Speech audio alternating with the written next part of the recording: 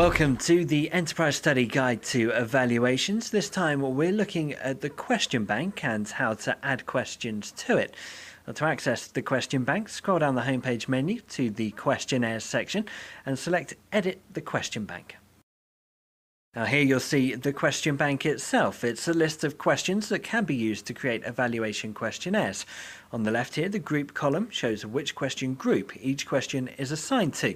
The prompt is the question itself, as seen by the person filling out the questionnaire. The type column shows the answer type associated with each question. A number of types are available to you.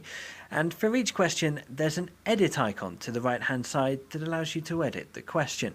Now at the bottom of the page you'll find the Add button. Let's click that to add a new question to the question bank. Now, the Edit Question screen contains a number of options for you to configure each question. The first thing to do is to type the question as you want it to appear on the questionnaire. This box allows you to do that and to format it in much the same way as your usual word processing software. Well, first type the question in that you want to ask. We'll make it, how would you rate this course? Then you can select the text and use the formatting buttons to change the way it looks.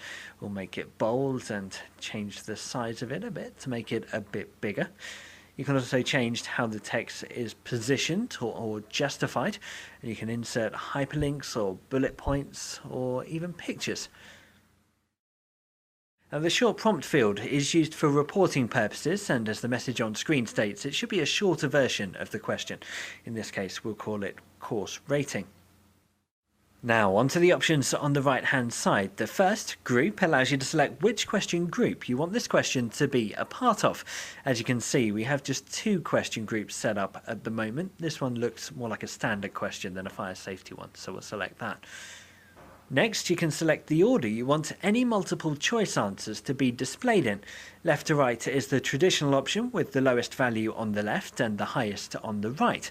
Alternatively, you can set it to right to left, which allows you to reverse the order and puts the highest value on the left and the lowest value on the right. We'll select left to right for this purpose. The Type menu allows you to select which type of answer you're expecting for the question.